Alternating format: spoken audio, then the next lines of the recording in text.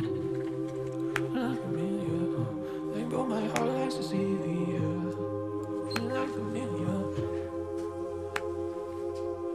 I disappear like Amelia. They broke my heart like Cecilia. They say one day it'll kill you, bitch, but I'm one in a trillion. They wanna know what I'm really on. Never see me like an alien. I'm in the clouds, I'm an avian. Whatever you picture, I'm way beyond. I channel spirits like Mrs. Moon. Don't know like the 6 in the morning. I'm going chasing ghosts, taking notes, taking photos on the pain in my soul. Well, that's how I wish it would go. Well, when you go try to say, oh, well, I wish you went back to your old self. So who's love? Whose love are you fighting for? Oh.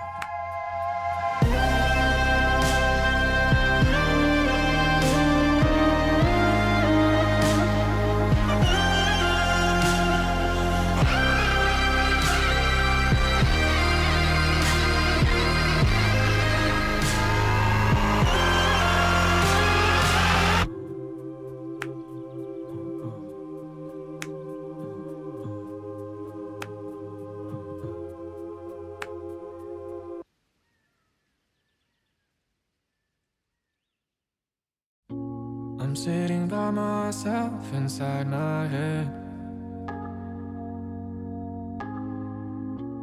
As soon as I can breathe, it starts again. Something in me wants me to lose, but I'm never gonna let it in. No. Yeah, something in me wants me to lose, but I'm never gonna let it in. No. Look, I got questions, I got doubts, I got darkness all around. I think I might have found a route, found a way in, no way out. Never gonna let it in, never gonna let it win. Never gonna get to my head. Never gonna let it show, never gonna let it go. Never gonna get to my head, my head. No, no. And I remember having all these dreams. Yeah. I used to be so sure, like calm blue seas. Yeah. But I got questions, I got doubts, I got darkness all around. I think I might have found a route, found a way in, no way out. Never gonna let it in, never gonna let it win. Never gonna get to my head. Never gonna let it show, never gonna let it go. Never gonna get to my head, my head. No,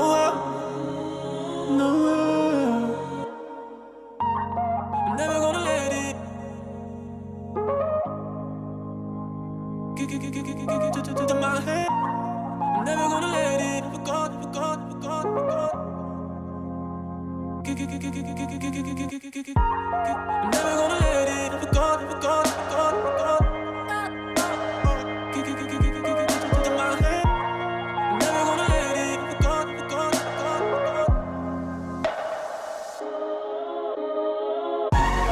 never gonna let it in, never gonna let it win. Never gonna get to my head. Never gonna let it show, never gonna let it go. Never gonna get to my head, my head. No, never gonna get to my head, my head. No.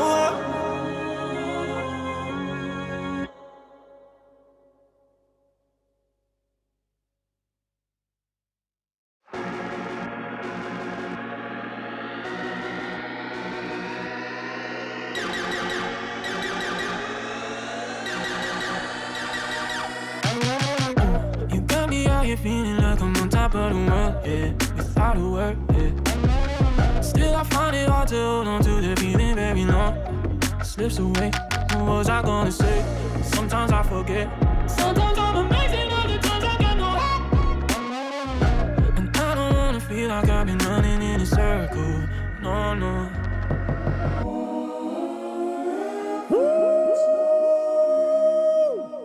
Yeah! Lupulin Show! Episode number 7. Special edition. The hotgluegone show. The hotgluegone show. The how did he do today? How is everybody? How's going? How's going to all? I want to know, because I want to know. I'd love to know how's going to all. Post the game on point. Thank you, Oliver. What's up? AG's in the chat. Fans in the chat. Chat in the chat. Love you guys. What's going on? Let's go. Let's go. Oh my God. How's my day going? Banana Box Man. Pretty good. Not bad. Very, very hot out in Montreal today. Went for a walk. Almost died. Luckily didn't. I've been blasting my AC before starting this episode because I can't run the AC while I'm on stream. It's way too loud. And so, hopefully it doesn't heat up to the point of exhaustion by the end of the stream, because which is going to get even harder, because today's a very special stream. We're going to have a very special guest on. You know her well. hotgluegone will be here today. But first, let me open my run of show. I'm kind of flying off the seat of my pants by this seat of the plants. Howdy doody, y'all. Yeah, boiling in your skin for the views. I mean, that's what might happen, to be honest. It happened a couple streams ago, and it's bound to happen again. Looking to set up, a better setup down the road. Going to improve a lot of things. Going to improve the internet connection at some point very soon, guys. It's going to get great. It's going to get great. It's already great. It's going to get greater. It's already great. Could be greater, to quote the great, or to paraphrase the great Cardi B. Okay, so thank you for being here. Voice sounds strange without the effects. Okay, we'll do it like this. Is this better? I agree, Krylex. I feel way more comfortable like this. It's a little unsettling, perhaps, for some. Okay, so listen. Today we're gonna watch the "What If It's Not Enough" music video, which is a video that took over a year to create. hotgluegone created it. It's literally an animation that was hand-drawn frame by frame on paper. We're going to watch it. We're going to bring her in. We're going to talk about it. And it's going to be sick. No, it's not rude at all. No sweat. I think it's hilarious. And I agree. Yeah, man. Okay. But first, what do we... thing I like to do always first... Watch a TikTok. This is a TikTok today that caught my eye that I wanted to share with you guys. And you can't see it. Okay, hang on. It's a little technical difficulty because hang on, let's see what we can do here.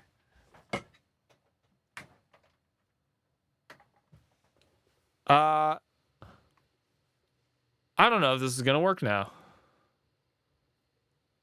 Let's see. Oh, no. Are you kidding me? Wait, okay, we can't do this. Okay, hang on to one diddly second while we figure this out. I promise it. Literally, I tested it seconds before going live. But then my main display died, and so hang on. I know how to fix this. Oh, there was a glimmer of it there.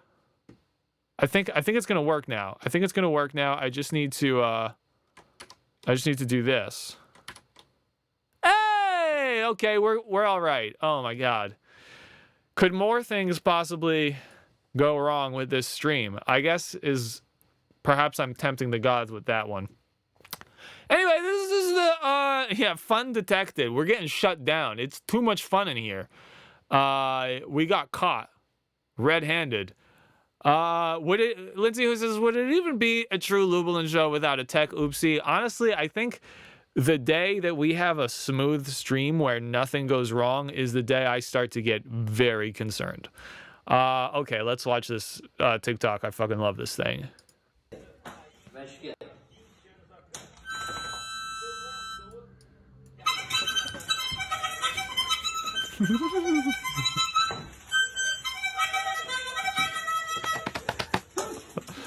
I just love the hold on the note at the beginning.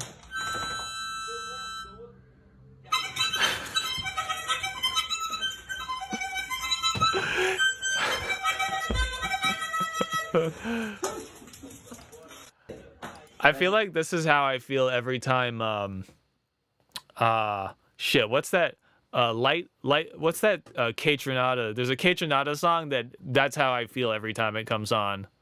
Wait, let's go find it. I know. Hang on. Kate Renata. I want to play this song, and then we're bringing our guest in. I just want to name the song, actually. I'm not going to play it because we're going to... Not trying to get demonetized today. Okay? Okay? Enough with the demonetization. I don't remember... Oh, no, it's not from Bubba. It's from the one before that. It's from albums... It's from 99.9%. That's called Light Spots. Light Spots. Such a good song. Anyway, go listen to Light Spots. After this stream, don't you go anywhere because, ladies and gentlemen, please give a warm flap of the pigeon flaps for hotgluegone. Oh! Let's turn this so we can see the chair. Come on in. Come have a seat. Get in as close as you can. Hi. Hello. Hi, everybody. Oh, shit. Make some noise. I'm playing applause, just so you know. It's applauding. Aww. And some bird flaps. Many bird flaps. Wow. We love to see it. Oh, and I'm seeing I'm seeing us on your phone. Okay. Welcome to the show. hotgluegone. For those who don't know, hotgluegone is my partner. Let's start there. She's also the co-creator and the co-director of the internet drama series. Okay, so that's no small thing. She's actually the funny one. She's the one who makes them funny. She's also a graphic designer with an insane sense of style and an all-around art genius. Oh my goodness. She's hotgluegone. Make some noise. My heart's also beating. Yeah. Real fast. Yeah. Welcome to being live on the internet. Yeah, it's really something else. Hi guys. Hi chat. It's nice to, well, I was gonna say to see you, for you to see me, I guess. I mean, yeah, I guess you see, this is how as much of them as you see normally, but it does feel closer, doesn't it? It does feel closer. Side. It's pleasant. Yeah. So okay, so we're gonna get into the shit, but I think we need to see what we're talking about. So, if you're all willing participants in this, what am I saying? Let's just watch the video is what I'm trying to say. And we'll literally watch it on YouTube, which at the risk of blowing the internet. Yeah, maybe don't run it on 4K. I mean, all they can see is 1080 anyway, and this monitor is 1080. So let's do 1080. We'll save ourselves crashing the entire world. Just want to say thanks for all the pigeons. I see you guys. Yeah. Okay, so this is the video you made. Mm-hmm. And before we watch it, I guess we should set it up. I don't know. I feel like I'm trying to follow like some kind of TV show format. How do you set up so you spent over a year. How long did it take to make this whole video? I started this video working on it. Well, you played me the song, What If It's Not Enough? I remember one day I was sitting and listening to it with my eyes closed. Oh, and keep going. Yeah. And I was just listening to it, vibing with it, and I really loved it. It made me really happy. It was really exciting with all the like laser sounds, the pew pew pew pew and everything. And Catcher in the Rye says, I want to hear Denise speak French. Let's just do the whole, on va juste faire tout le BTS en français, puis personne va comprendre, hein? No. So, yeah, I heard the song and I was like, oh man, I could just like picture an animation in my head. And I got really excited about it, even though I didn't know how to animate. And so in October of 2020, Luba and I kind of brainstormed what that could look like. And there was like some storyboarding and everything. We're going to go over through the whole process. But yeah, it started there. And then it was kind of just a side project. I'd work on it in the evenings or on the weekends whenever I could find time. And eventually we finished it. Cool. All right. So let's check this out. Let's watch this video. With us blocking a little bit of the screen. There we go.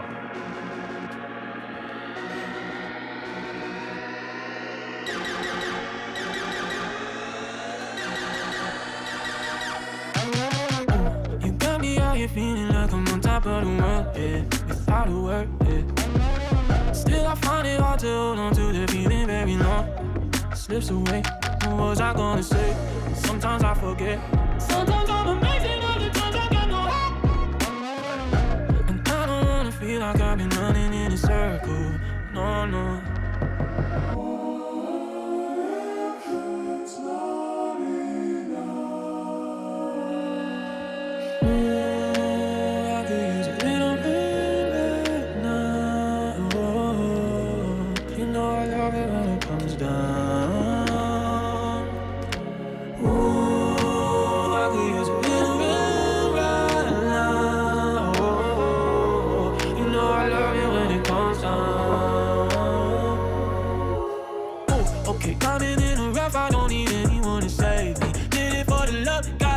Drove me crazy. Sometimes I feel like I'm not enough, and now I'm shining though. Shake off all the dust, I plan to leave that shit behind me though. Rock with me, I'm beaming. I just broke free from my demons. Did I mention I've been dreaming? Have I told you yet?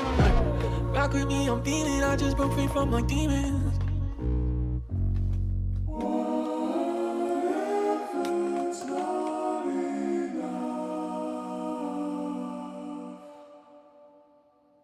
Damn! I'm playing more applause. Amazing. Unreal. Insane. Okay, this is crazy. I see the chat was going crazy. They love it. Let's get into the sauce. Chat, if you have any questions for Hot Glue Gone, please drop them in the chat. Lindsay, who says, how surreal is it to see this all come together after such a long time and so much work? It was so surreal. So what was really fun is I drew most of the video in chronological order. So I would do one scene, and then I would take all the photos and then digitize it on the computer and be able to play it back with the music. So like I would get these like little like 5-second previews of it, and I'd be like, ah, and I would just play it over and over again because it was so gratifying. And then it's like, okay, back to drawing. So once I finished the whole thing, it was really rewarding and really exciting. But the most exciting thing has been to actually put it out and have other people see it. That's sick. Okay, Dragona654 says, what's the inspiration behind the pigeon?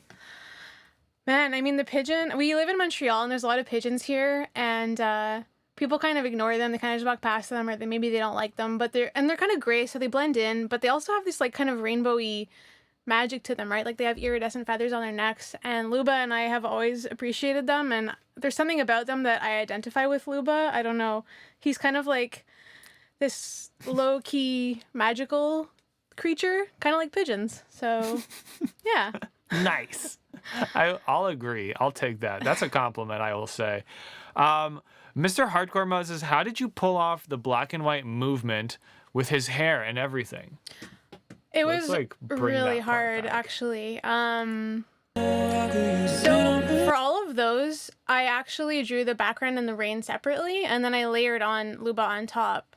And then in terms of getting the texture right for the hair, I used some markers that were kind of dried out to fill out those areas, and it made it feel a little more fluid. If I was doing just solid black and solid white, there'd be too much contrast, and it wouldn't have felt as fluid. So I think that's part of what helped with that.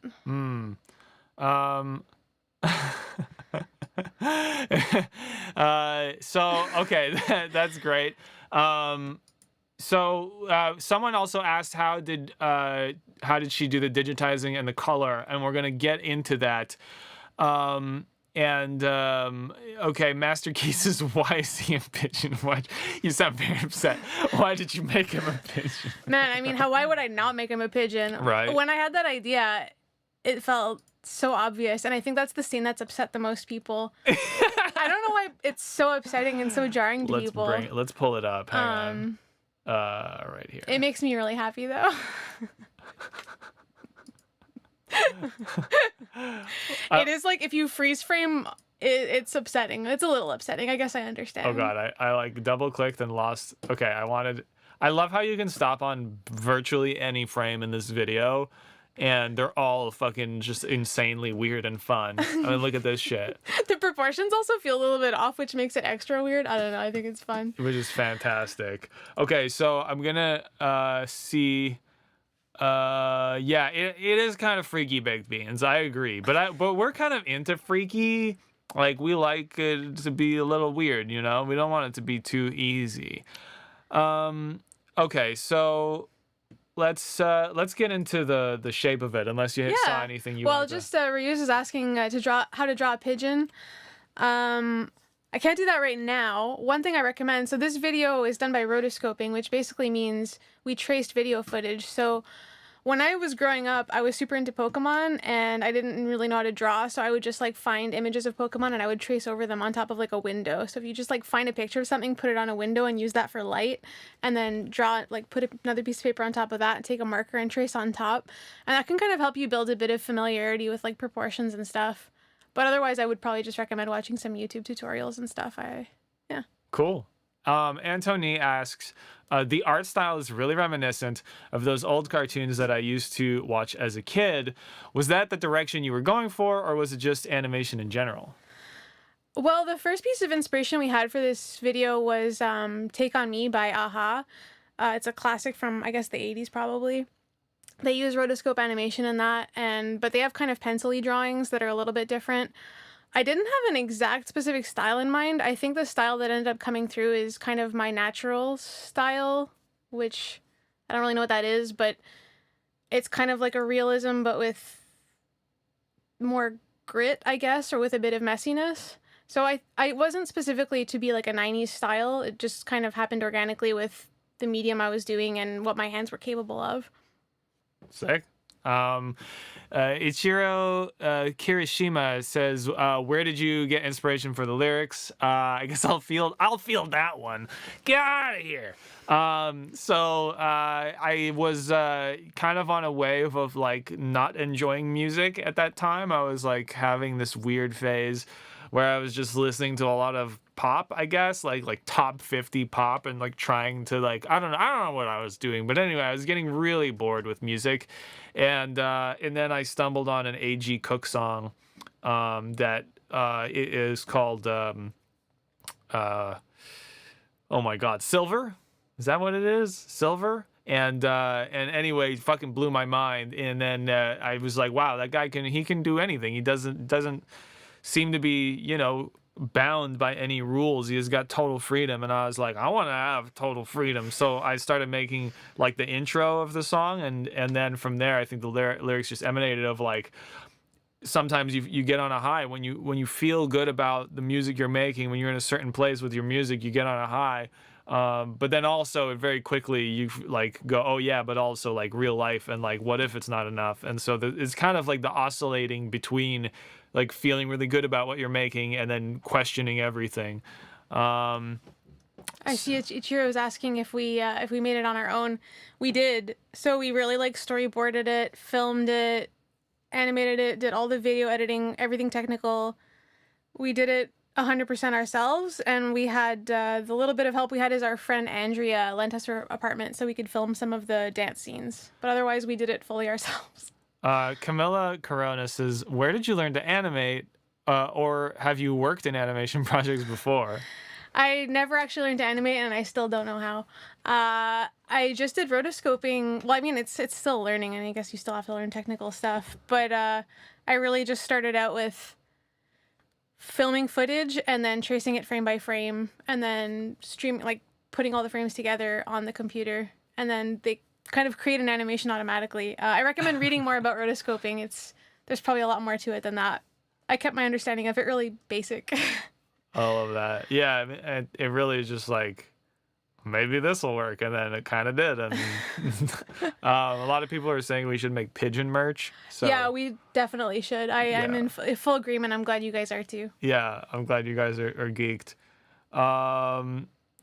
Oliver asked if we had to clear anything with label. Dude, the label was stoked. I think any label, if you're bringing them a video and they didn't even know it was, because they kind of knew it was coming, but it was kind of like bonus. It was kind of a cherry on top. We didn't show them anything until it was 100% done. Anytime you bring a label, an asset that they just can release, and like they'll you generally, well, my label in particular will be, they'll always be stoked. Like they love that shit. So, and also they're just nice. They're just chill in general. Okay, so let's also, you made a BTS video that kind of outlines how you Oh yeah, and we should mention also the website. Are you gonna bring that up later? Yeah. Okay. We'll watch this and then we'll check out the article. Excuse me. Okay, let's watch the BTS video. Hand. Turns out that's a technique. Here's why it took me over a year to make this music video for Lubelin. We storyboarded and filmed everything together, and then I traced every frame by hand. Turns out that's a technique called rotoscoping, but I didn't know that at the time. I kind of just wanted it to be animated, and I didn't know how to animate. It took about 30 minutes per frame, and there's over 1,000 frames. I'm too scared to do the math on that. I will leave that to you. I took a picture of every frame using just my phone and a desk lamp. Here's a clip of how it turned out. You should definitely check out the whole thing. Here's why it took me over a year. That's sick. Okay, and then you also made, if we go to, this is the best, guys, this is the best thing. Hotgluegone, hotgluegone.lol, that's her top level domain. We'll end up on your website, and you made this amazing article on the process behind, we're not usually this big in the corner, but yeah, so if you guys are interested, the link to this article is in the description. I think it's in the description. I think it's in the description. You know what? I'm gonna drop it in the chat, guys.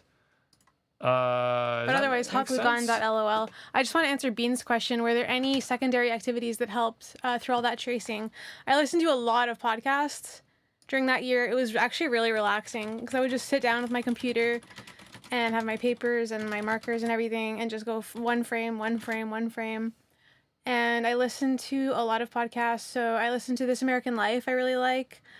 When I want something stupid that didn't have anything to do with the news, I listened to Garbage Brain University. It's a really stupid, funny podcast with some webcomic creators as the hosts.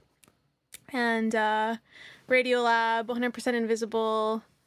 Yeah, it was an opportunity to learn and just kind of chill at the same time. Sick. Your boy, thank you so much for the 10. Your boy says, here's some funds, make more music and videos, keep pushing. Will do. Got you, your boy. My boy. I guess? Yeah. Guess so. Our boy. Thank you. Appreciate you. And then, so I want to scroll down this and kind of take a peek. So there's the video. Some words, some inspo that there's an OK Go video that inspired you, and also this.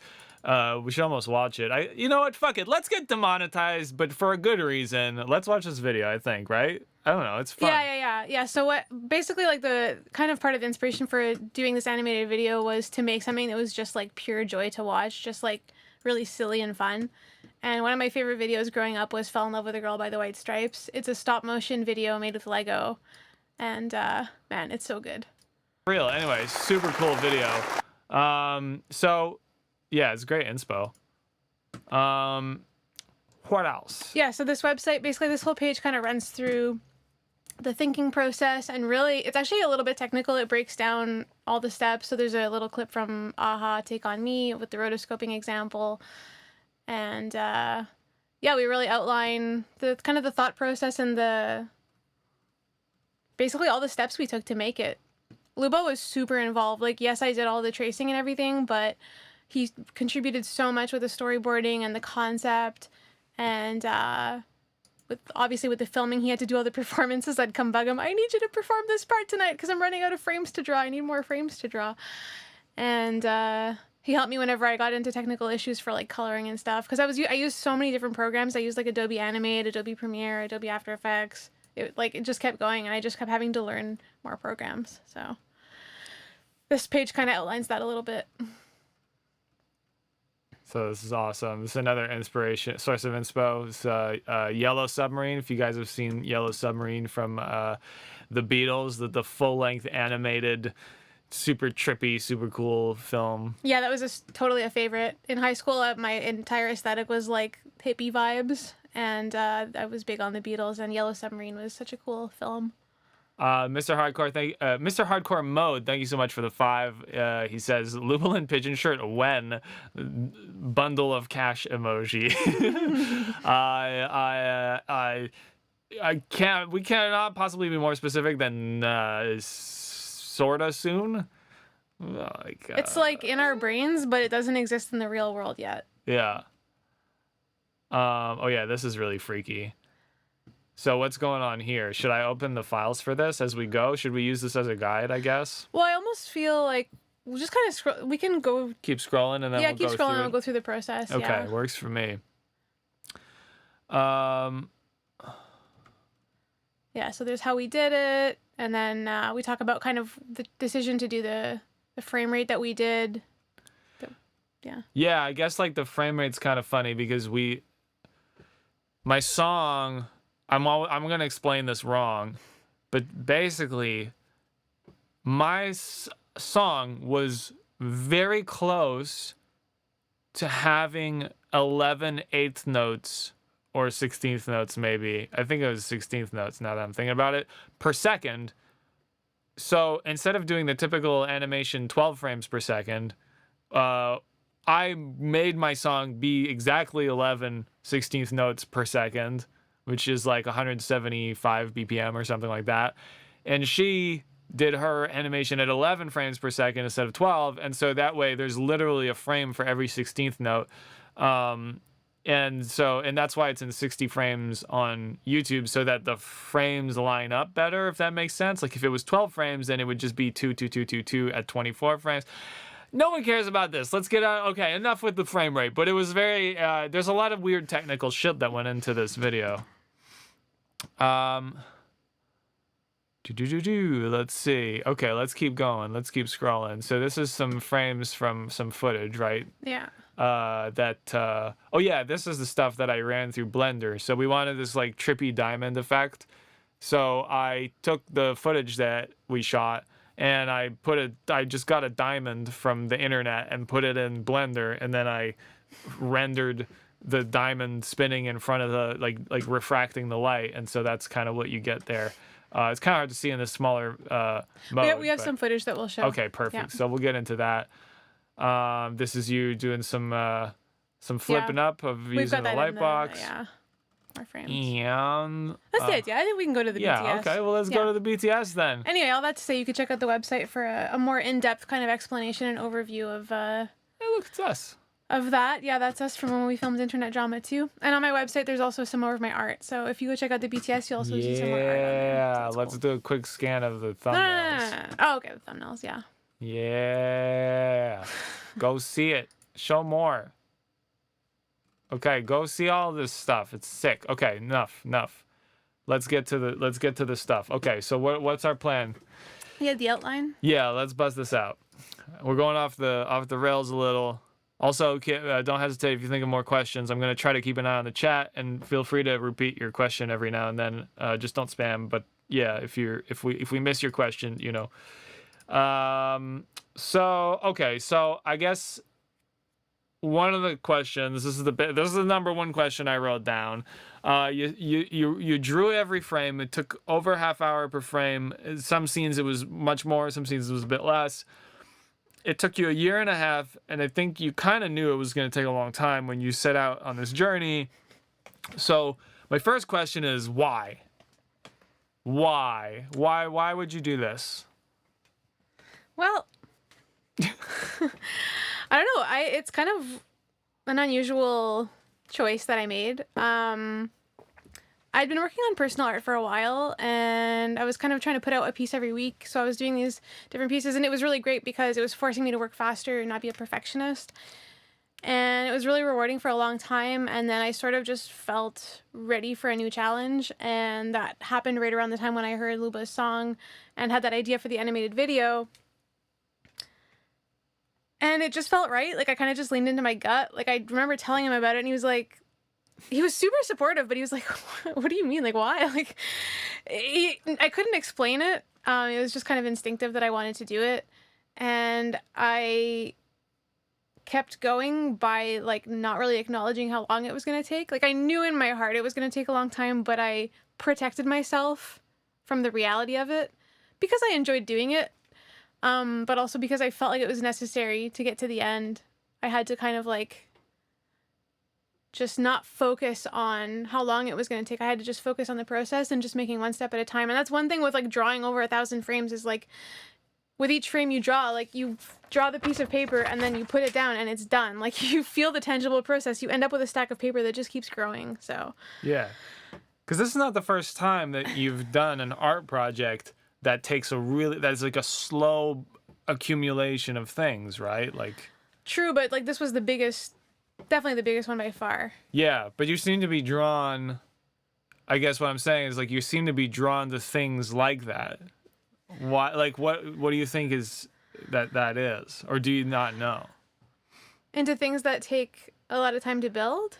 Yeah, into these, like, ambitious projects that, like, are just, like, a little piece at a time. Are you asking me whose love I'm fighting for?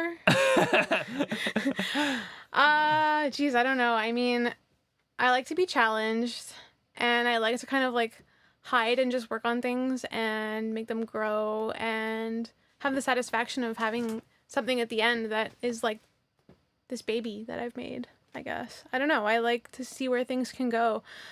I like to take on projects where I don't know where they're going to go and kind of keep being surprised along the way. I don't think I usually have super clear ideas of where I'm going. Like, you have to have some sort of idea of where you're going, but I don't over define it. I kind of let things become what they are. And I guess the more complex you make them, the more room there is for them to go wild places. And this was maybe the biggest example of that for me.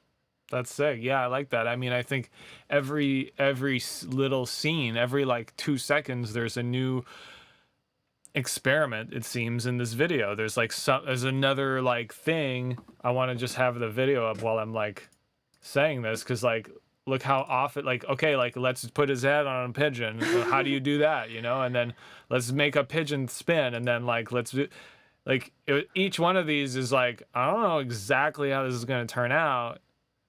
So I guess in a way, it's like, yeah, it's like a year of, like, one video, but it's a year of, like, a bunch of different little things too, I guess. Yeah, yeah. I just saw Ichiro had a question about were there any parts that we scrapped. Oh yeah, good question. I don't remember. There's only one that comes to mind. There were a few drawings that I kind of, like, messed up really badly that I ended up ditching, but it was pretty sparse.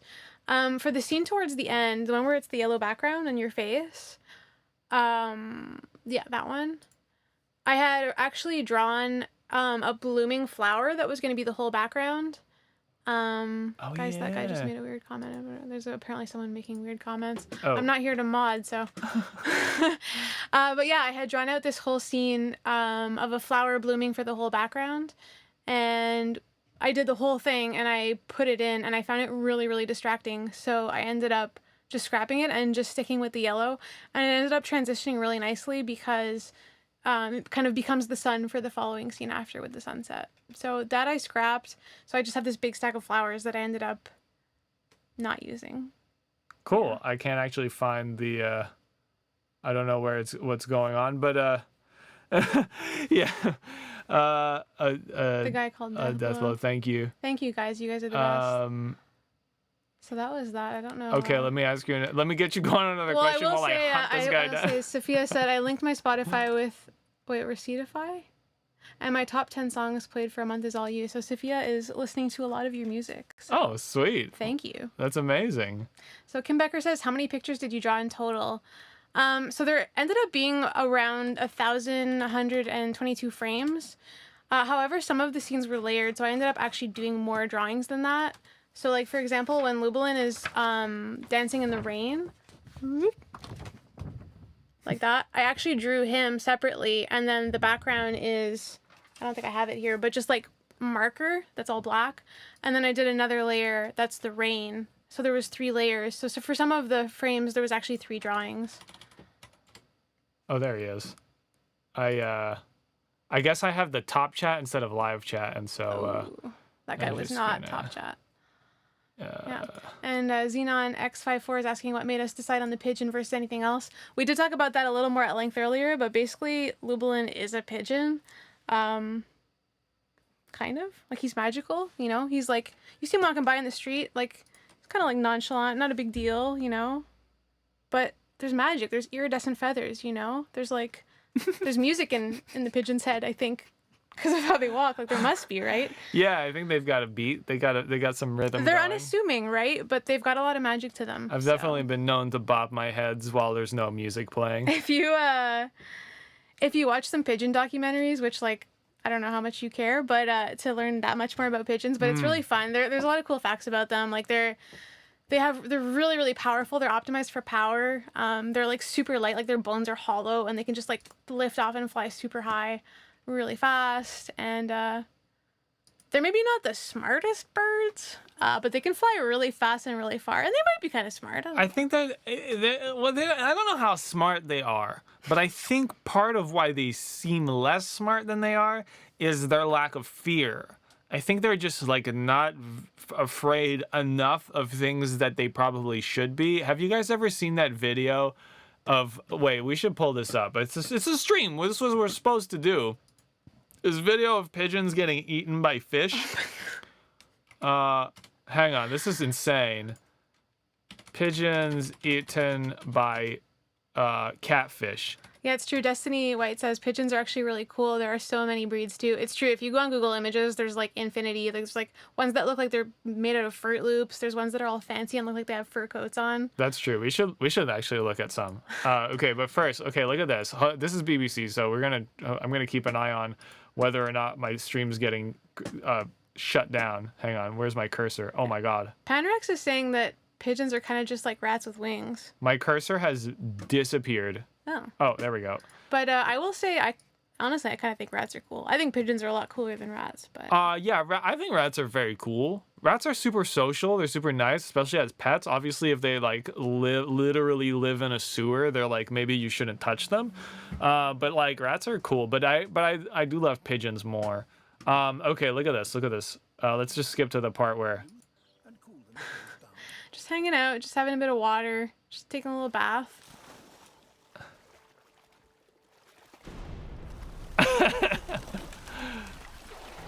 Whoa! No!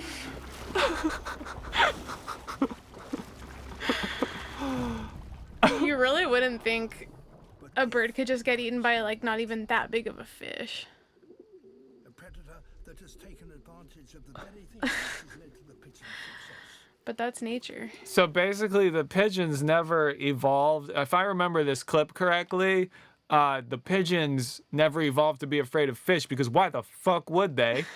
And so when the fish pull up to eat one of them, they're all just like, oh, I guess I'll move out of the way a little. Like I don't understand how much they're just gonna die. Which I guess is nice for the catfish in that area. I don't know. Nature's weird. Nature's fucked up. Yeah, Anyway. Freya's talking about some of those fancy ones that look like they got fur on. Oh, yeah. We got to see these. Okay, hang on. So, like, fancy... Let's just search fancy pigeon. I feel like that's... You don't even have to be smarter than that with your search. Okay, like this guy. Look at that guy. Tell me that guy's not like Fruit Loops incarnate. Why can't I just see him bigger? There we go. Let's just do this. Oh, okay. Yeah. Wait. Yeah. I mean, look at this. Sweet. So cute. Sweet and sour. Look, his eyes are purple. This little orange patch fading into the green like that and into the purple. He's all crossfadey. He looks like that modern like gradient aesthetic everyone's doing in design now. Okay, what else? Oh, look at these guys. Okay. Why can't I zoom in? I just want to make him bigger. Wow. Amazing. Oh, look at this guy. He looks like a chicken. I think those ones a little higher are the ones Moonfrey is talking about there with the blue background. Oh, this guy. No, the blue background one. Oh, the blue background. These guys. Yeah, they got like feet, awesome fur boots. But is this part of the bird? Yeah, I think he's half nest, half bird. Oh, some birds make nests. Other birds are nests. Incredible. Yeah. Okay. Boots with the fur. Okay, a little more, and then we should carry on. Oh, these guys. That's like the bourgeoisie. Oh my God, these are the bougiest. Look at, oh my God.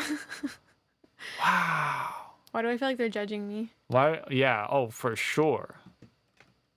Wow.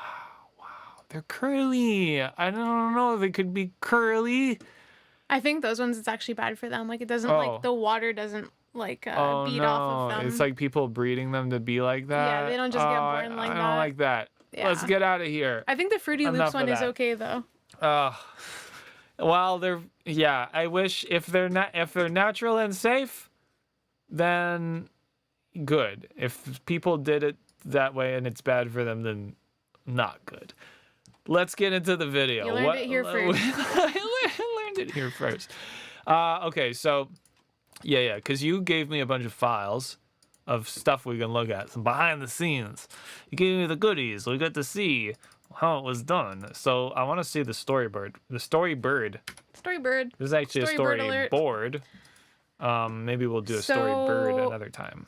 Yeah, Luba actually has background in like TV production and stuff. That's not really what this is, but we took a little bit of a technical perspective on this because when you're gonna do something super complicated and long term, if you're gonna spend a year doing something, you want to spend some time planning. And I'm not the planniest person that ever got born, but Luba's a good planner, so together we kind of make a good team for that. So we mapped out different shots so that we knew like at what scale to film things and like, okay, what scene follows what scene to make sure that they like flow well into each other so that we can like optimize transitions. And like if we want the eyes to line up in one scene with the scene after to like shoot and draw them at that size. So these really beautiful drawings are basically art, obviously. But yeah, the idea is just to like have a really quick idea of where you're going and make sure that it all makes sense from a technical perspective. So yeah, I personally, I know like the whole point of these drawings is to be like really quick. We do these for the internet dramas too, by the way. We do the exact same process. Yeah, these exist. Often I draw those ones, and so they look like these are so Dude, good looking. yours are sick. You do well, hilarious so are ones. yours. I think I love storyboard aesthetic. Yeah. It's fantastic. Anyway, okay, so that's how it starts. So Moonfrey is asking for a rainbow pigeon sticker. Oh, that could be sick. We're gonna put it in the old Yeah, let's brain storage. tuck for that when away for when we later. start thinking about that merch stuff. Yeah. We'll do one of everything for pigeons. So what should I show from it? So then we shoot it, right? So we storyboarded it, and then before I could rotoscope it and trace everything, we needed to actually shoot the footage that we were going to use for the tracing. So what should I play from here? And Lindsay, who's asking, do you have an art and design background or maybe design as a career? Your work is so visually pleasing. Thank you. I was like an artsy-fartsy kid, and then I went to college in graphic design, so that's my background. That's what I do for my like full-time work. And ever since I was a kid, I was always on the more graphic designy end of art. Like I love doing like layout stuff on the computer, whether it was just like setting up a calendar with like clip arts that were like themed with the month or making custom birthday cards for everyone. I was always obsessed with fonts and typography. Like I didn't really know it, but I loved picking fonts so much before I knew what graphic design was. And type is really probably where I'm the most drawn most of the time for art. So type is usually a big part of the stuff I do. There's not really much of that in here other than the title sequence. Which is dope, though. It's just one font. But yeah, it was a fun font. I was trying to pick a font that would suit Luba. But yeah, so graphic design is kind of my background and what I do for my making my bacon. So there you have it, folks. Yeah. And also the type at the end here. Yeah, we just used the same font that we used for internet drama, which is I hand rendered it though. but it's VCR or something. I forget the name. It's one of those free fonts you can get on defont.com. It's a defont.com font. So then when we film stuff, Yeah, the horse drama video certificate. I did that. yeah, all those like cool props. The Pegrancy box. The Pegrancy box. And the Pregante drama. There's a few other props that you've made. Yeah, there's a few other props. I They're feel like pretty those were the fun. most type intensive, Put but those in a museum. yeah. Put Yeah. those in a museum, folks. So let me pop this up here. So I'll just play some of the footage that we shot. This is the slow motion scene from the rain. I'm just running. This is indoors. The rain is fake. Fake rain. Fake rain. Yeah, not us. We are an old married couple.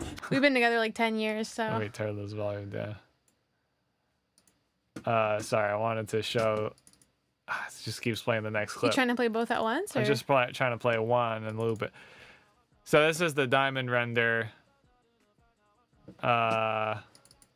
This is the hand coming out of the hair. Yeah, Panrex is asking the rain is fake. So the rain is like, I traced over some kind of 2D generated rain, but I did it all by marker. Actually, I don't think I included.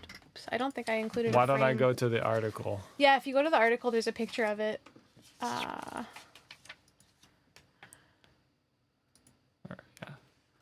Beans is asking if we have plans for what to do with all the frames we drew in the future. So what's really funny is like the NFT boom was happening like in the first quarter when I was working on this, and everyone I told about the project was like, you gotta do NFTs of every frame. You gotta like sell the frame, you gotta do an NFT. And it's like, yeah, like let's get rich, whatever. But at the same time, like, nah. Part of me just wants to keep all of them forever because they're so precious and it's so satisfying to have the whole stack of everything. And as soon as you get rid of one, like it's not the whole thing anymore. So maybe we'll sell them one day, maybe we'll auction them, maybe we'll do something, probably not NFTs. And maybe we'll just hoard them and keep them forever. Hard to say. Yeah, we'll see. But one thing we were thinking might be cool would be to have a website where you can look at each frame one by one and just kind of like scroll them. But that's like in the future. Lindsay said art show. That would be crazy. Imagine you walk into a room and every square inch is a frame from this video. That'd be sick. So I see you pulled up the thing. Can you zoom into the rain one? It's actually not that high res, eh?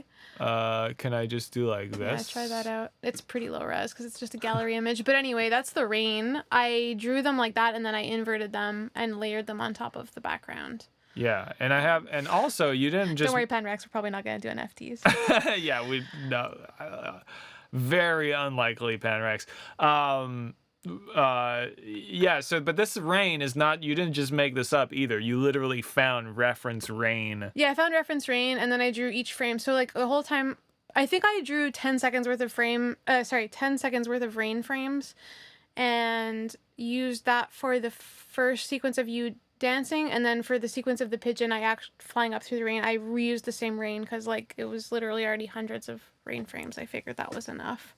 No one would notice it looping once. Yeah, no, I don't think. I think if you noticed that the rain was looping, like let us know because you probably should be assessed by science. Science needs to look at your brain. Question from Cece: is the pigeon's left wing when taking off supposed to suggest a hand/fingers opening, or was that just the lighting? It wasn't specifically meant to suggest anything. The main reason it's like that is just the setup in between the two sections, like the section that precedes it and proceeds it. So it was kind of lined up like right before the Luba dancing in the rain. When it's that, like the way his arm goes up, he's kind of like pointed up, and then the pigeon's form sort of mirrors that in a way. So that's sort of why it lines up that way. It wasn't specifically to look like a hand opening, but I do feel like in general it's just like a really freeing footage that we used. Yeah, it makes for a nice cut too. Oh, there's a spammer apparently. Panrex says. All right, let's handle the spammers. Who's the spammers Who's in here? spamming? Oh, it's Peach Rose. Higher. Oh, thank you. Oh my god, the spammers are getting really good. They've got some good. They're bypassing the shit out. Oh, there's more. There's more. Oh god. Pornography. Just do pornography. No, you can't. It's sexually explicit. Is it? Oh, I didn't read it. Oh God, they're going crazy. Can I? Thanks for bearing with us, folks. Yeah. What do I do? Hide user on this channel? Report. Report. Spam.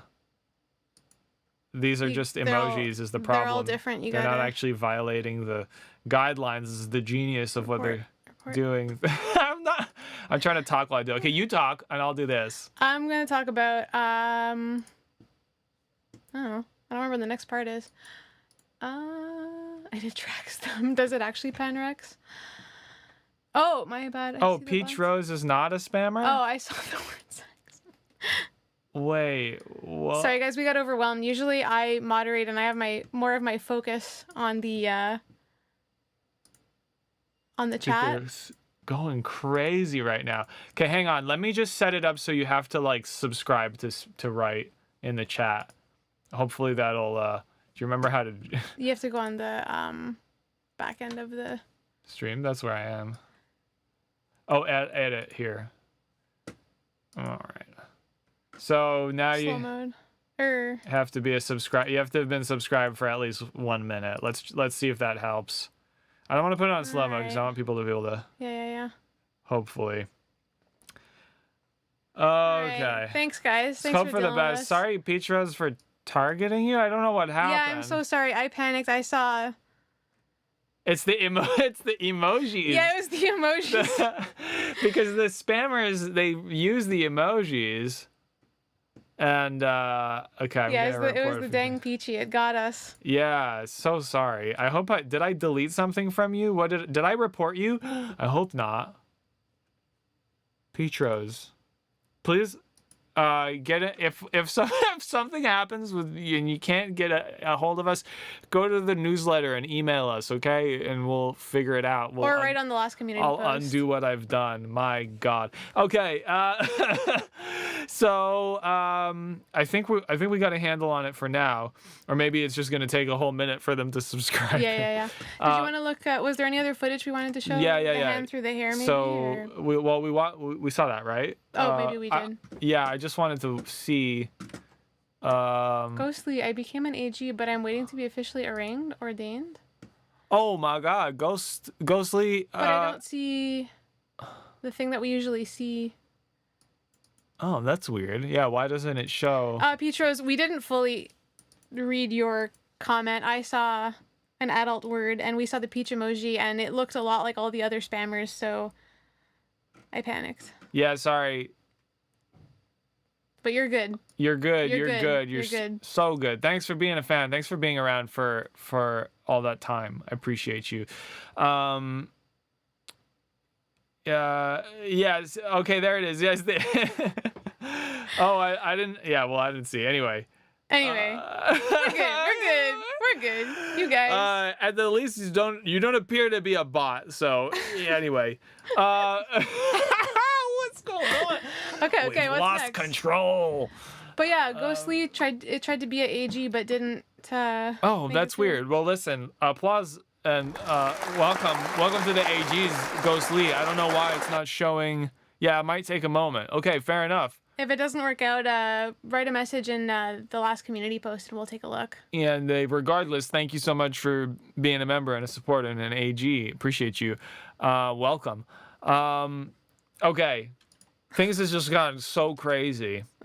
Let's get this thing back on the rails. So we were looking at stuff. So that was the footage. And then you did some tests, right? So then we got... Yeah, so before embarking on an entire year of drawing frames only to find out it wouldn't work or something, we shot one of the scenes and I digitally rotoscoped it. So I got a digital Wacom tablet, or not a Wacom tablet, I forget what the brand was, but a drawing tablet. And we brought the footage into, I used an open source program called Krita for animating, and I just really roughly traced over all the frames digitally. So as you can see, the drawings are really wonky. They're not nearly as nice as, for all the people who are like, why didn't you do it digitally? Because it would have looked like that. No, you can do really nice digital animation. But yeah, it was just to do proof of concept to make sure that it would flow well enough at 11 frames per second. And then once that worked, we moved on to doing it digitally. Analog. Yeah, Nana S asked, what was your favorite part? There it is. What was your favorite part to make and why? I mean, I'm not gonna lie. I really cracked up at the Lubelin with a pigeon body. Like every time I finished one of these drawings, sorry, it's kind of blurry. You can put it in front. It'll pick it up. Anyway, every time I drew one of those and finished them, I cracked up. So those were like the funniest ones. There we go. The other ones that were really funny was like the multiple Lubelins dancing. So in terms of like hilarity and enjoyment on that level, those ones were really good. The bird ones were also really fun. Just like the straight up pigeon. I don't know if I have one here. Because they're so beautiful, and like the feathers were really fun to draw. There was a lot of texture, and they're cute also. Yeah, I don't know. I enjoyed all of it. I would say the only one I didn't really enjoy drawing was the clouds, because it just each frame felt so similar that it was really exhausting, and there was no like face to keep me engaged. I just like filling a whole page with clouds. But I'm really happy with how it came out, so it was worth it. These be the clouds. Okay, so after you did the digital tests, then you started drawing on the laptop, and so we've got some footage of you doing that here. Oh. Yeah, so that's just showing kind of the setup. So I would just like take a piece of regular. It's all done on just printer paper. Like this is just sheets of printer paper. I bought reams at like Staples, and each one I would label with the frame number. So we have to hide our eyes because it wants to focus on our eyes. On our eyeballs. You don't have to go that close. There we go. No, it's super duper blurry. Hang on, it'll get it. Oh, dude, just do it here.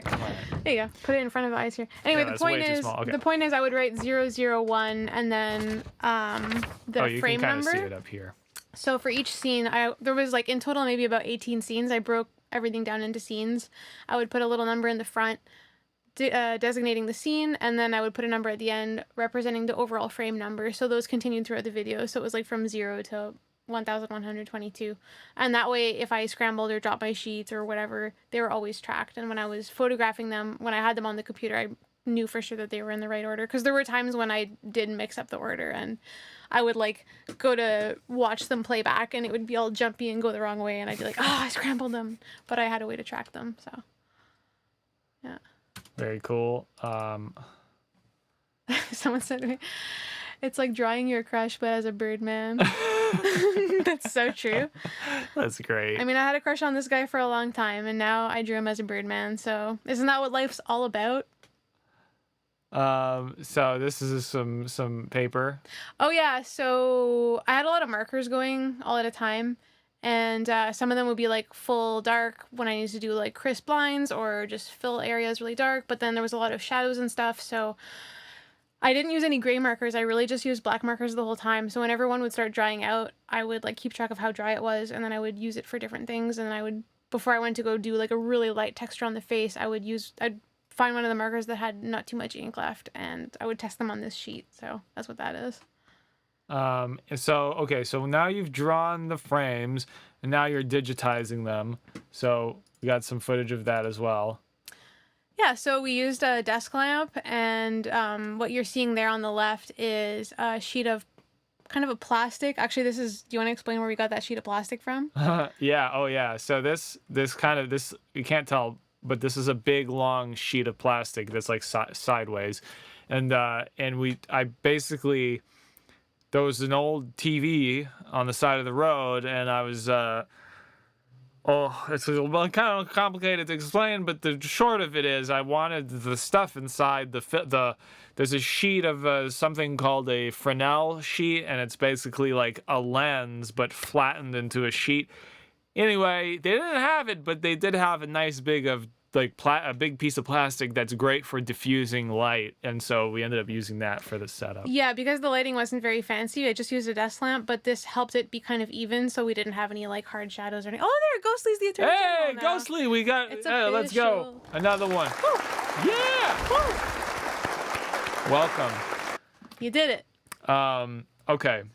And then basically it was just shot all on my old iPhone 8, and as silly as that sounds, I really just wanted to keep it simple because this project was so complicated already. I didn't want to overdo it. It might sound silly. I know some people mention like, oh, why didn't you just scan them or whatever? And that would have been my instinct a few years ago too. But the thing with scanners is they kind of do really flat lighting that kind of is a little bit lifeless. So with this, you kind of get a little bit of a gradient from the light spreading, and yeah, it also kind of creates like a uniform lens that everything came through.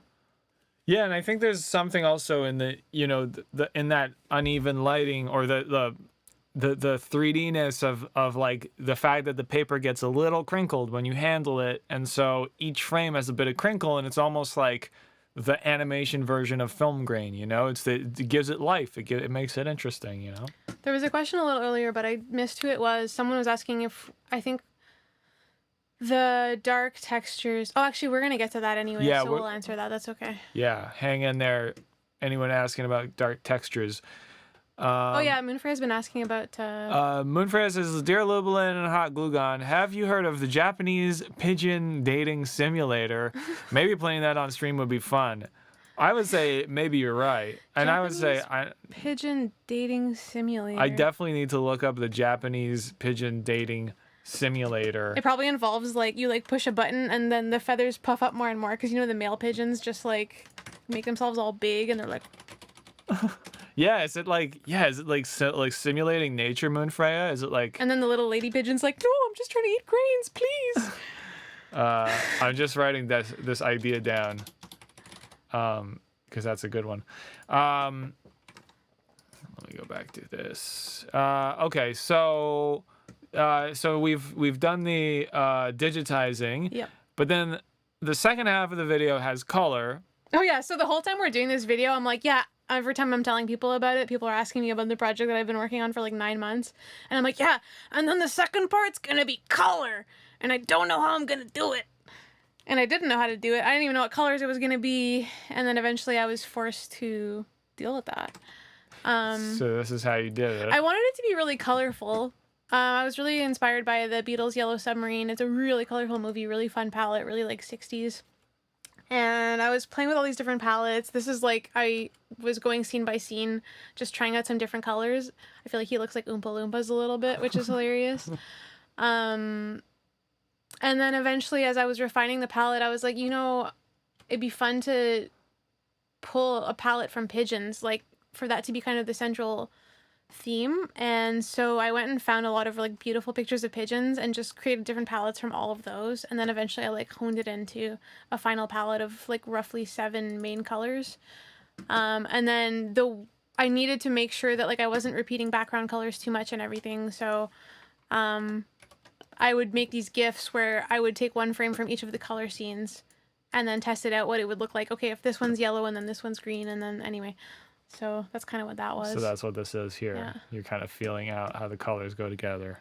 Yeah, exactly. Okay, got you. And then this is you using a tablet to do the color. Yeah, so the act of coloring I did digitally using Adobe Animate. I brought all the frames in and I colored them in with the tablet. And but that ended up giving it kind of like a paint by numbers look, which was really flat. It was still fun. It was still fun for there to be color, but it was really flat. And the point of the video was really to have that handmade feel and all the texture and everything. So is there a question or anything? No, I'm just looking. I'm just keeping an eye. Yeah, sorry for the... No. Actually, I'm seeing Lindsay says the end with the sunset. I keep thinking how tough that sky must have been. So I really hadn't planned to have a unique texture in the final scene. And when I was putting it together with the colors, I realized, you know that cloud scene that I spent like a month drawing? What if I used that again? So I've actually just repeated the clouds that I already drew, but with like a color effect on it that will show how we did it. So yeah, we're gonna get into those textures pretty soon. Yeah, and Panmex is asking if we ever got confused with the order of the frames. I did, but luckily I had numbered them all, so whenever they got scrambled, I could reassemble them. They all have a physical number like written on the physical sheet of paper, and whenever I digitized them, in the corner of the sheet, I could still see the number, so I was always able to straighten it out. I'm just gonna set this to loop. Can I? How do I make it loop? Playback maybe, and then repeat 1. Playback. No. Why do I feel like someone's parent trying to figure out their TV? What was your schedule for doing this? Ichiro asked.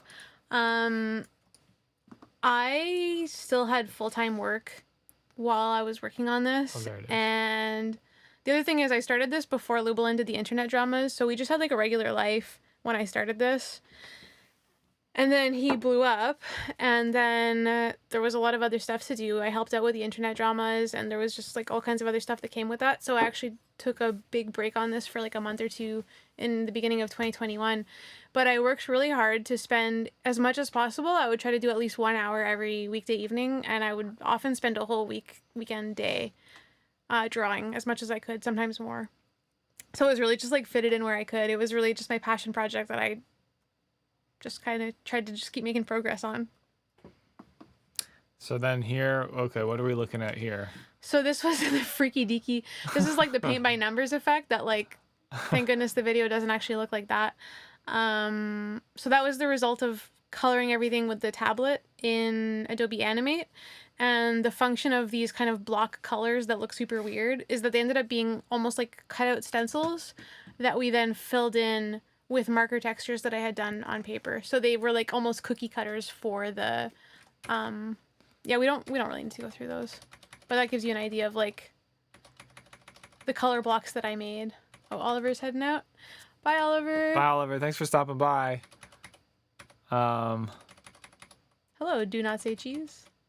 This is that I was obsessed with this dance move. It was like on TikTok. I forget what the song was people were doing it to, but this shit, every time you want to just like melt my brain with a TikTok dance, throw one of these in, I'm done. It's over. So we knew we had to incorporate one. So yeah, we had to throw that into the mix. So once we made our little cookie cutters, I made these textures that are just like multi-directional. I did some that were just straight lines, and then I did some that were multi-directional. I did a few different ones. And then those would play within the color blocks to create this moving texture that kept staying animated. And I think we'll show that after, but then I colorized them. Do you have to protect your artwork with legal?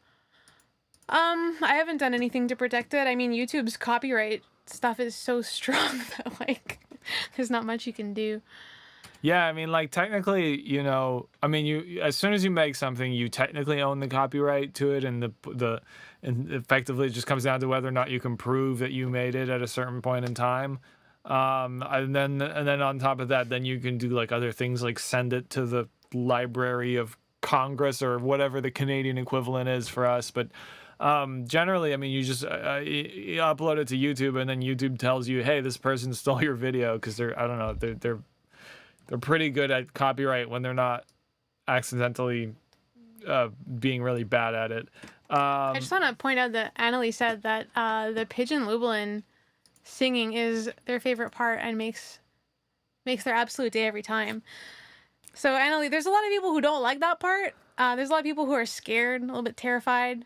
But I'm with you. I really like that part. That part's hilarious. Yeah, man. I think the best things are divisive. That's what it is. If everybody likes it, it might not be that interesting, you know? A lot of people are saying we need Lubelin cookie cutters. I feel like that's like a really niche merch area that we should definitely make a priority. Yeah, I think, and we'll make them ourselves. Yeah. From sheets of metal that we hand bend.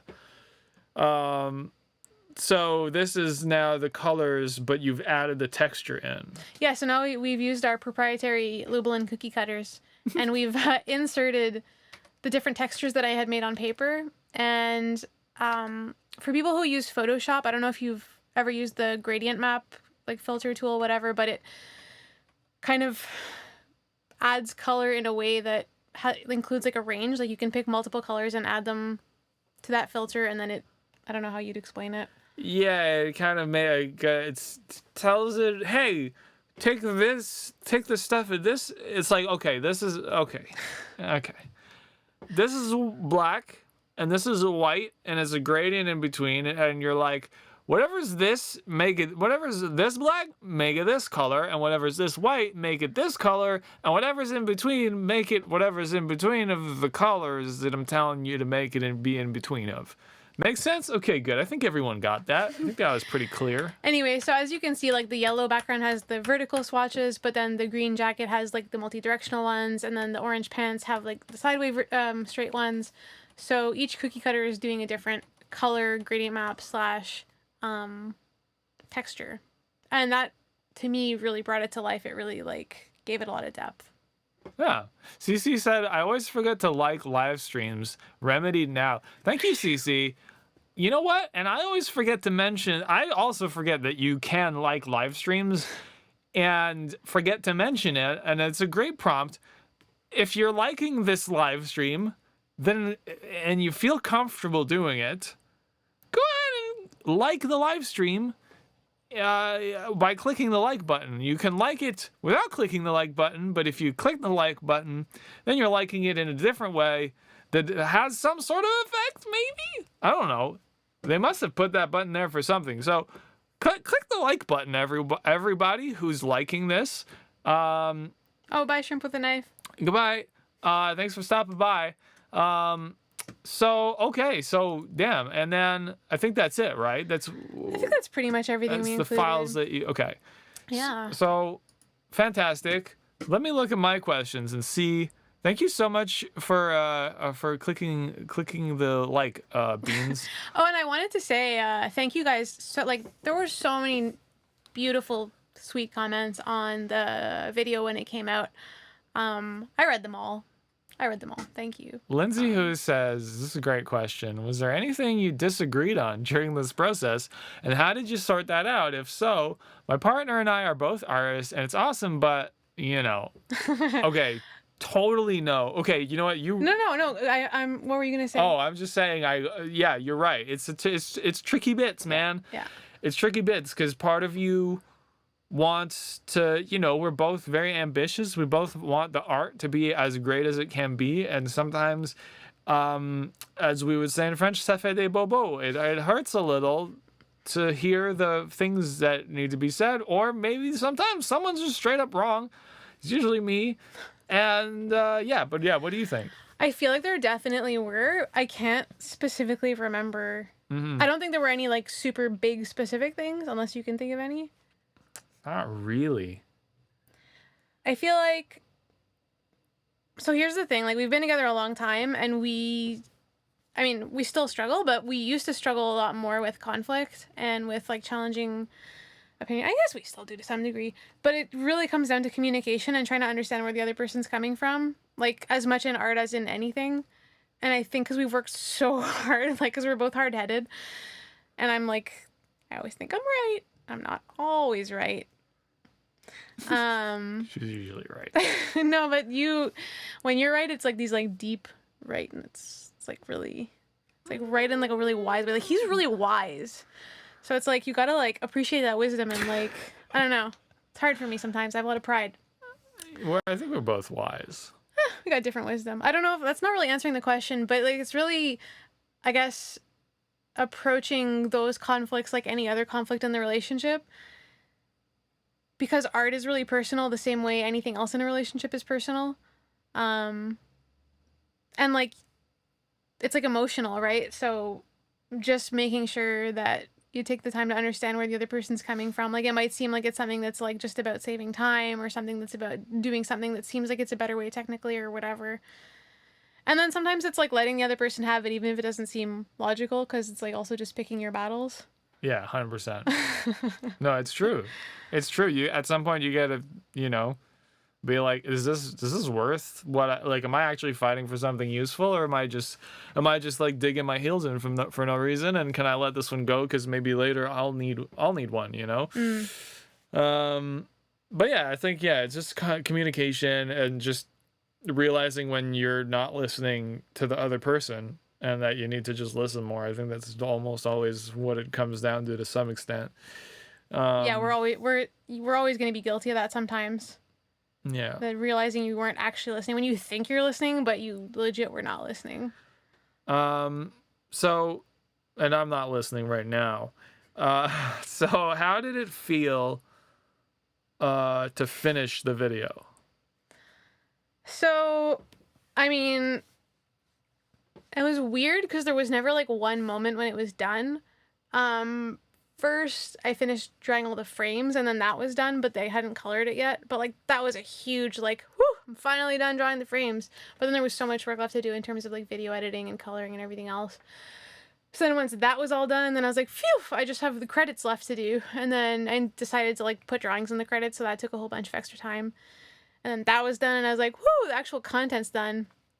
But then it was like, okay, now we have to do like a vertical crop for like Instagram and TikTok. And then it's like, phew, that's done. Anyway, there ended up keep being little things. So I never really got that satisfaction. I mean, it felt pretty good once like most of those big things were done. But I will say when we did the lives, like when when Luba premiered it on the 23rd of June. 23rd was Yeah, it came out last week. I was in my studio at the other end of the apartment, and I was fully crying for the first minute. Like, it was so cathartic. I felt like so much weight had been lifted off of me, and it was finally done, and finally people could see it. Like, this thing was a part of me for such a long time. So that was really the moment when I felt the feels, and it was overwhelming and magical, and like it was a good cry. It wasn't a sad cry. I was just like, thank God this baby's out in the world and I can like move on with my life, but also share it with people. And like, yeah, the feedback has been so incredible, and I'm just happy to have like made this magic with Luba and like put it out there and for you guys to enjoy. Yeah. Yeah. I'm like reading the chat and I'm thinking of some stuff, and I'm also thinking that, by the way, the flip of the listening thing and the argument is that you end up with the Venn diagram of both people's taste, and just in general, that's usually more interesting than whatever your whole. It's like all the stuff you're into, but then intersected with all the stuff someone else is into, and whatever slice is left, that's going to be a real nice specific flavor usually. That's going to be more interesting probably than if you're just kind of like have no constraints and you're just doing your own thing, you know? Okay. Is there anything else that you felt like we didn't cover, or I think What, there's more questions? yeah, well, yeah, are there any questions in here that you feel like we haven't covered? You want to Yeah. yeah, so let's do this one. Yeah, sorry. No, it's okay. How do I phrase this? I guess I'm gonna read it. My brain stops to working. My brain stops to working sometimes. I'm like trying to manage like I'm like reading the chat, managing the thing, and doing an interview. This is the first time. By the way, little applause here. First guest ever. I'm gonna do this so she can hear the applause. First guest ever on the Lublin Show. He did it. We did it. He did being a host. He did it. And you did it. You did being a guest. And I did it. And you're amazing. You're being amazing. But I won't lie, it's a little tricky to manage so many things. I feel like I need, down the road, if we do more guests, I got to figure out how to someone's got to handle more things. But anyway, so I feel like I can't listen. We can't like actually converse because I'm like watching the chat. You're literally running a television program on the computer. Like waiting for the spammers to come pouring in. Yeah. Are there any tips that you have for someone else that's thinking about either making an animated video, or either just making a video, or they're just they just want to do some big ambitious art project, or they just want to make anything? I don't know. You pick any of those paths. It doesn't have to. You know. One thing that I mean, like people say this kind of thing, but like one thing I really couldn't have done it without is without support. Like, you need to have at least one person, ideally more, but at least one person who you can talk to about the project, who is excited that you're doing it and isn't like, why are you doing that? You need people who are like your cheerleaders, basically. People who will support you and keep you excited. And when you get down on yourself and you're like, oh, I don't know if I can do it, or like, oh, I'm not good enough to do this, or whatever. Have people who are in your corner who will support you and keep you going, keep you encouraged, and maybe like help you work through problems and challenges. that's huge. Like Lubo is a huge supporter, but I would often like tell my friends that was working on it, and they'd be like, "Oh, how's the animated video going?" Or like, you know, "Where are you at?" Or I'd be like, "Can I show you guys? I finished the first 7 seconds," and they're like, "Yeah." Like they weren't like, "What do you mean you animated 7 seconds?" They were like excited. So maybe like sometimes it's easier to keep things to yourself because it's scary to show other people, but like try to find at least one person who will support you and cheer you on. That's like a really, really big piece of it for doing anything creative. And also in general, like just do things, just try things. Don't worry about being perfect at the thing. Don't worry about having all the answers. You can figure them out as you go. And it's also okay to like quit. Like you don't have to like finish everything that you start. You can just try things and then try other things. I love it. It was great. Okay. So guys, Hot Glue Gun, you can find her on the internet, okay? If you go to the old internet, and you go hotgluegone.lol, I'm obsessed. I'm so upset. She's got the greatest domain name of all time. You go I just want hotgluegone.lol. to say, Panrex is asking a very controversial question. Oh, what is it? It's if we're married. Oh, It's not controversial. We're not married. we're not married. Don't worry about it. But yeah, this is my website. I literally finished it like the day before the video came out. So on it, the very first thing you'll see is the behind the scenes process for how we did the animated video. I really went in depth. It's like a fully written blog with like images and extracts from the video, and I link some like inspiration that I had and everything. So that's fun for that. And then in the past, I had personal art that I had made. It's very like typography based, and I call it like a visual diary, and it's an exploration of like visual art but also personal writing of stuff that's like personal to me. I've always had a fear of being vulnerable and talking about my feelings and stuff, and this was like a really big outlet for me. So if you're into that kind of thing, you'll find that at hotgluegone.lol. And otherwise, you can also get to her Instagram from there. It's at hotgluegone. She's at hotgluegone on YouTube, although I don't think there's any videos up. Any videos on your YouTube channel? No, I don't. Really It's use just YouTube. at hotgluegone on TikTok. There's also no videos. I don't really use TikTok. Instagram is the place if you want to see stuff on the page, but she's on the other places. There's just no stuff. Oh yeah, and Lindsay's saying, I love how you make a behind the scenes of everyone. I do try to show. I'm not completely consistent, but I do try to show behind the scenes on whenever I make an art piece. I take photos and I document it a little bit so you can kind of get a feel for how I built it, because I feel like that's helpful for other people trying to build things. Which is sick, which I love. And also, literally every person says it's the behind the scenes is their favorite, like more than the piece itself. And like I'm kind of with them. So if you like that kind of thing, you'll find that there. I think it's because generally you take an approach of having a process that is interesting, and that's why you yield such interesting results. But it's like it's unconventional. It's not the easy way to do something, and that's and because it's not the easy way, it's not the way that we know. It's like, wait, well, how the fuck did she do that? So seeing how you plan it out, what the thinking is behind everything, is really fun. So Got I a couple it. questions in the chat too there. Oh, lovely. That's 9S. What all you got, like music you like and art and stuff? Well, in terms of art that I like, I mentioned that I'm really into typography and stuff, and one of my favorite type designers is James Edmondson of Oh No Typeco. Actually, pull up the website because it's a great website. If you like fonts, or even if you don't like fonts, I used his fonts for my website. If you go to the collections, so some of the more recent ones are a little bit more, like look at like these fonts, like they're so flavorful. They have such a retro vibe, and they're so clean and tasty, and they have so much personality, and I love personality in type. So I don't know, I really enjoy that. In terms of like more traditional artists, I really like Yayoi Kusama, the Japanese artist. I love her like obsessiveness with like dots and patterns and repetition and like immersiveness. She's done these infinity mirrors that are really cool. You've probably seen them on the internet. And I love her use of color. It's like so explosive and everything. And then there's this one Montreal artist who I really like, Char Bataille. It's Char and then Bataille, I think. Just like really, really fun illustrations.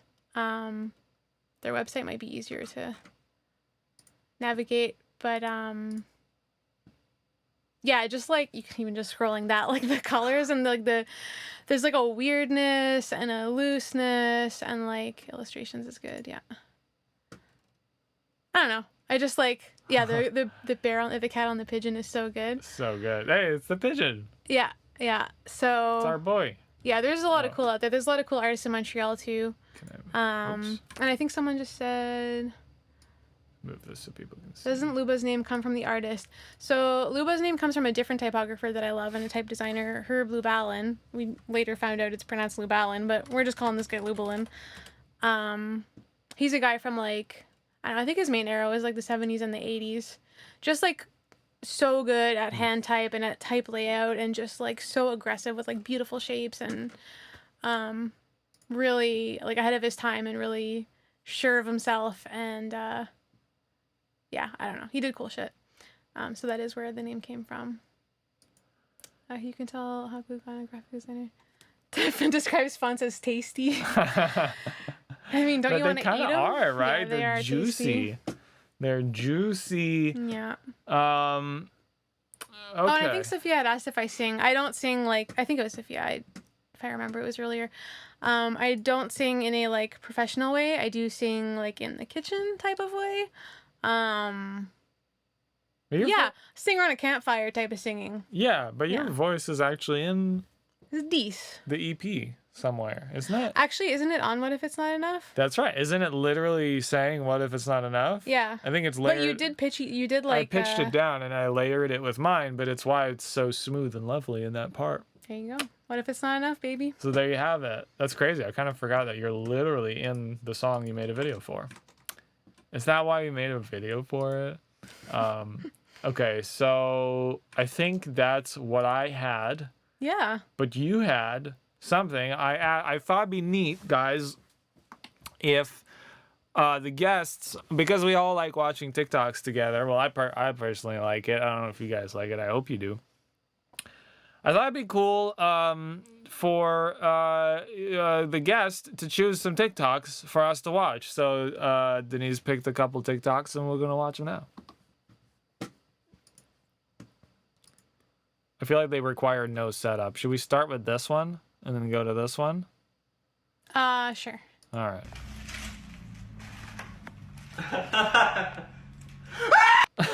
Let it loop. Let it loop. Yeah.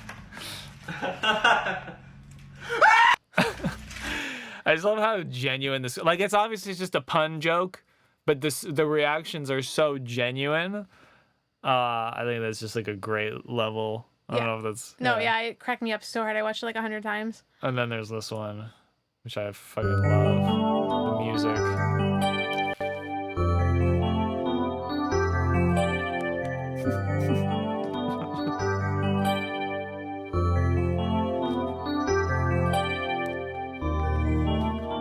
Oh, what have I done?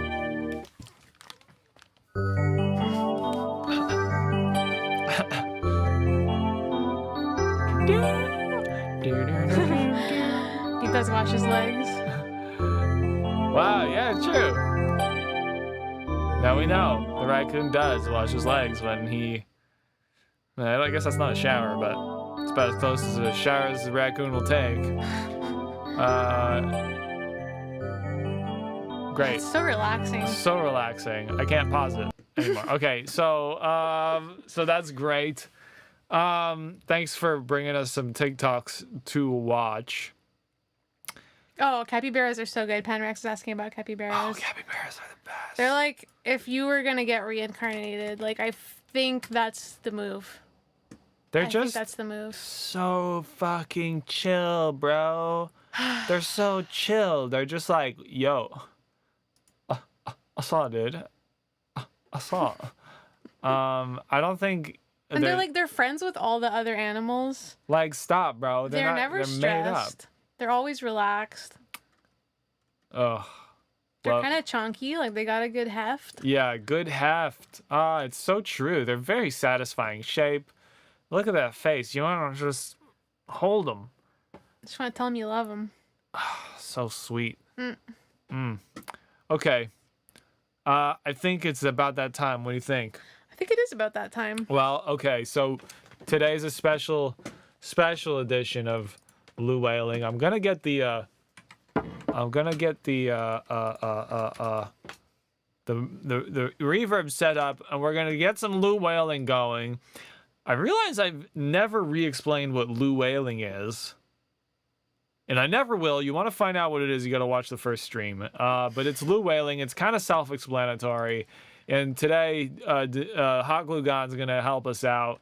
I'm gonna set up the delay how I like it, and then I'll give her the headphones so she can actually hear what's going on. That, and maybe you can like lead it in just so that I have a reference point. Sure. A little bit, perhaps. So it goes a little something like this.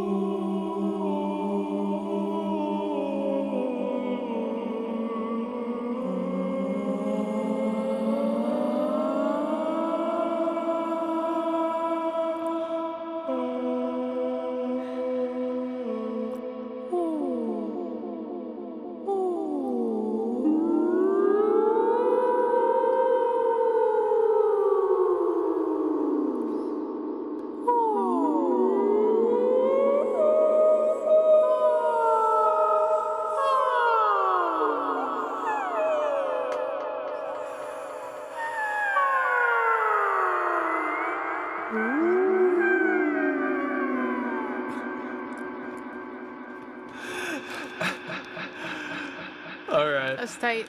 That's fire. That's great. Oh, it's still ringing out. Fantastic. So lovely. Thank you for allowing me to participate in such a please.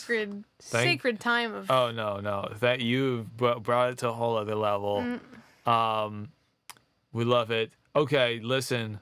It's time to we're going to vibe out here for the end. We're going to do some outro vibes, and let's just grab the song. What if it's not enough?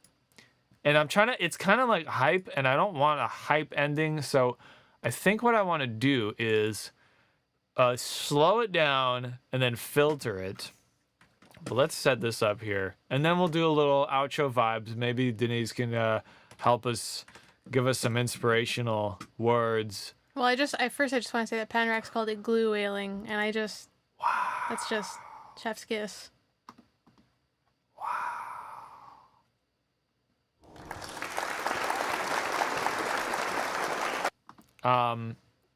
Okay. Focus, little one. More like me. So let's slow this way down. What if I do, is this too slow? Okay, so this is... Oh, it was Sophia who called it glue whaling. Oh. Thanks, Sophia. Okay. Bye, Ichiro. Oh, no. We want this.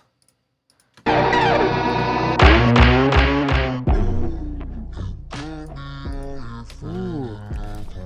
I don't know if you can hear that. Oh, yeah.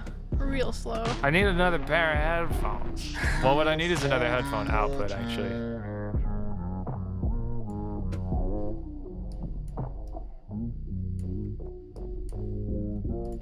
And then I guess I'll just put some reverb on this. Okay, let's close this thing out. I don't know how to. Here, No, I mean, let me flip this thing around like this, okay. and then you can hear this way. All right. We look like we're gonna record some album for like the holidays from like 1993. Yeah. So, guys, thank you so much. Oh, hang on, it's not gonna end that quickly. There we go. Guys, thanks so much for hanging out with us today. It's been great. I learned a lot. I learned a lot about how to make animated videos. I don't know. Here, you say some inspirational stuff. What's on your mind? Man, I mean, there's a lot of great people out there in the world. Find the people who will support you. Find the people who help you be your best you, because they're out there and you deserve it. Does that spark anything for you? Yeah, I mean,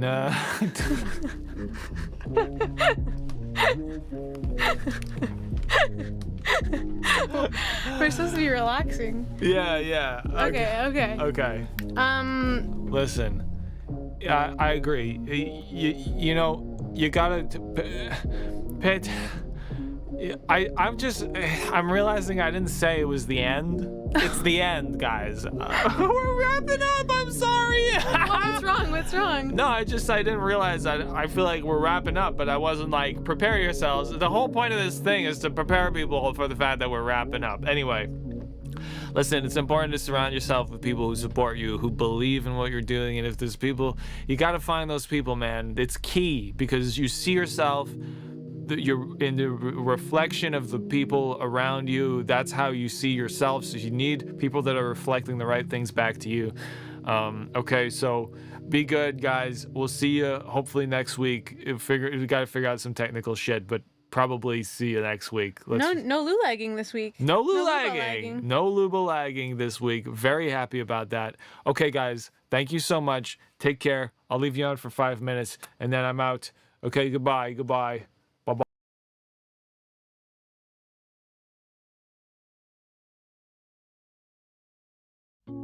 I'm sitting by myself inside my head. As soon as I can breathe, it starts again. Something in me wants me to lose, but I'm never gonna let it in. No. Yeah, something in me wants me to lose, but I'm never gonna let it in. No. Look.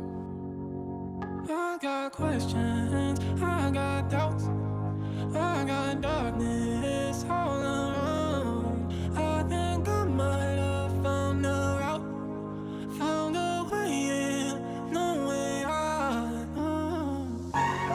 Never gonna let it in, never gonna let it win. Never gonna get to my head. Never gonna let it show, never gonna let it go. Never gonna get to my head, no.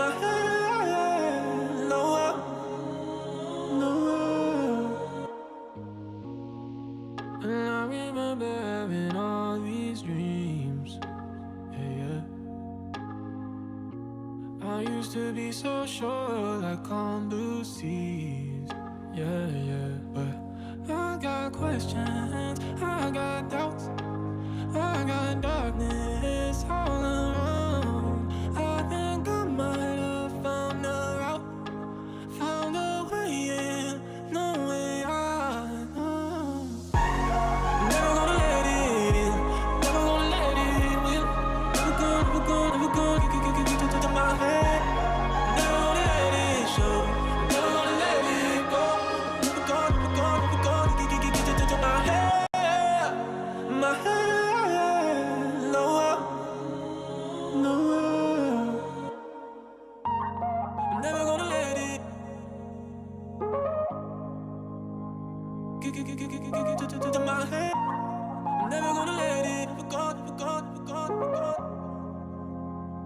I'm never gonna let it, never go, never go, never go, never go. To my head. I'm never gonna let it, never go, never go, never go, never go. I'm never gonna let it in, never gonna let it in. Never go, never go, never go, to my head. Never gonna let it show, never gonna let it go. Never go, never go, never go, to my head, my head. No, never go, never go, never go, to my head, my head. No.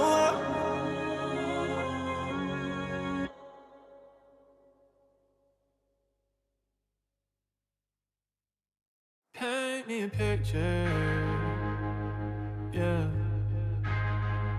Somewhere to be. Long, long, digging deep. Yeah, yeah. I don't wanna leave.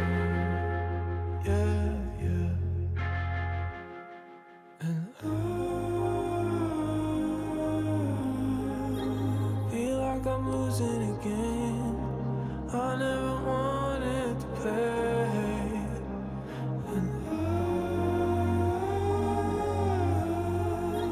I feel like there's nothing to say. Yeah, yeah. Ooh, tint on my shades to fix this picture. Your lips on my face, business with your pleasure don't win. Yeah, yeah.